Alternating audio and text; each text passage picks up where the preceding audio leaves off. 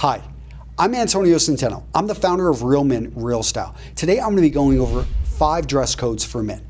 These are dress codes that you're going to see out there on wedding invitations, at business events, and I want to make sure that you understand what they mean. We're going to go over the classical meaning of these dress codes, and then I'm going to talk about real-world applications. I'm also going to give you 3 guiding rules on how to make a decision when you're a little bit unsure. Okay, so before we get started, I want to ask you to subscribe to my YouTube channel. By doing that, these videos come right to you. In addition, like, comment.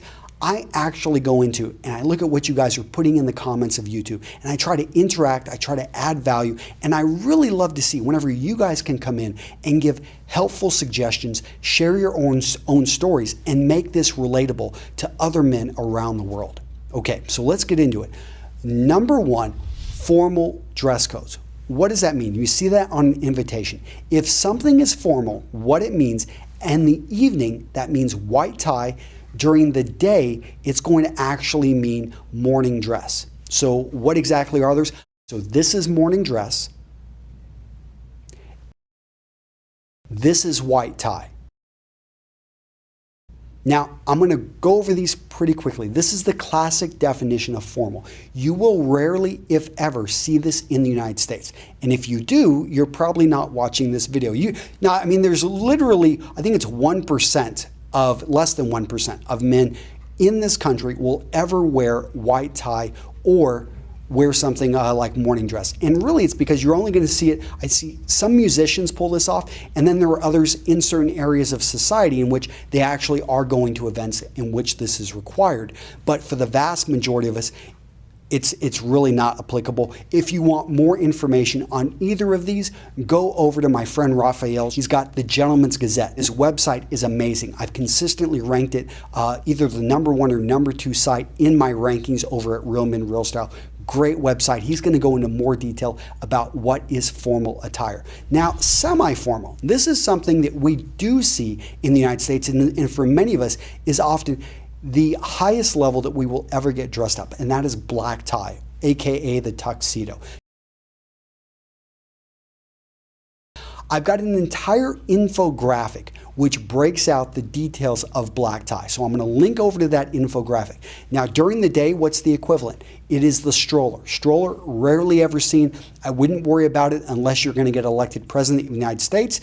I think that would be a great time. The last president that wore a stroller was Ronald Reagan. So yeah, you have to go back quite a bit of time to see, somebody actually wearing a stroller. So we've talked about formal, semi-formal. Now let's go to business.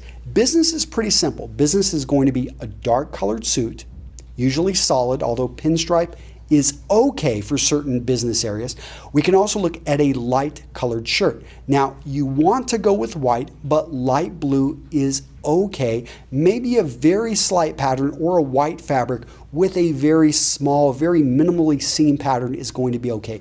A conservative tie, you do want to have a necktie, and your shoes will be black Oxfords or something very close to that. You can go with a few variations, but really what we're looking for is a dark colored suit. This is something you could wear to a funeral. You will wear probably at many weddings throughout the United States. This is all about you not drawing attention to yourself and showing respect. So that's what business is aimed towards. Some companies are going to maybe change this up just a bit, and maybe you'll be able to bring in a little bit more colorful of a shirt or a necktie.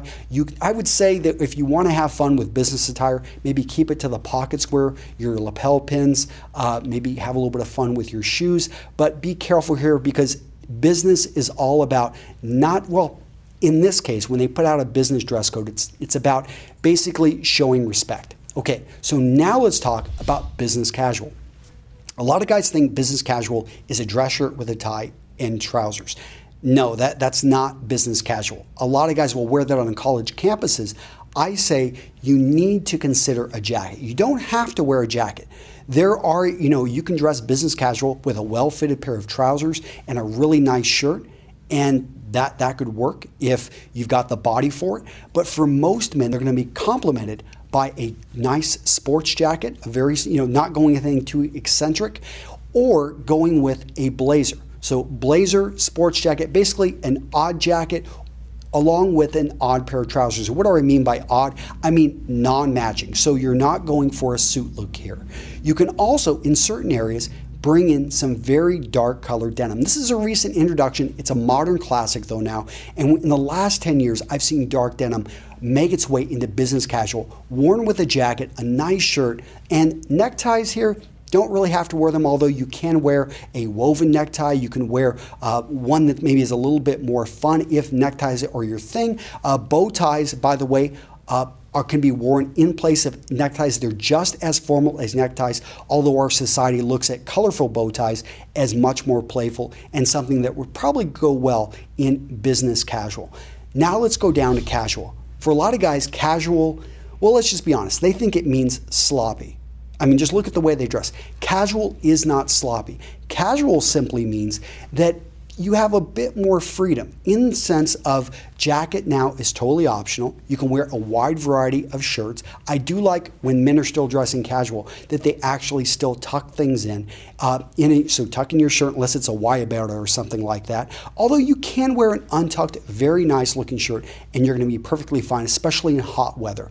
Go with an odd pair of trousers.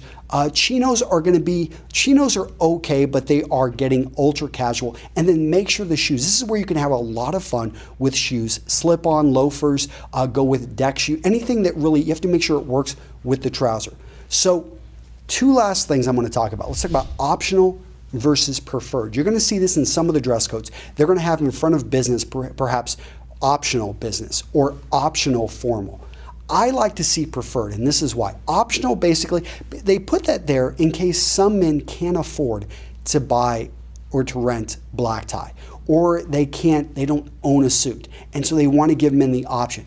I like preferred because what preferred says is if you actually have a black tie outfit, it is preferred that you wear it. Now, if you don't have it, simply wear a suit. So if you're out there making an invitation, try to use preferred, not optional. Optional may find that a guy that actually does dress formally, he'll show up or semi-formally in the black tie and he'll be the only one. It's kind of embarrassing for him, but you had optional semi-formal there.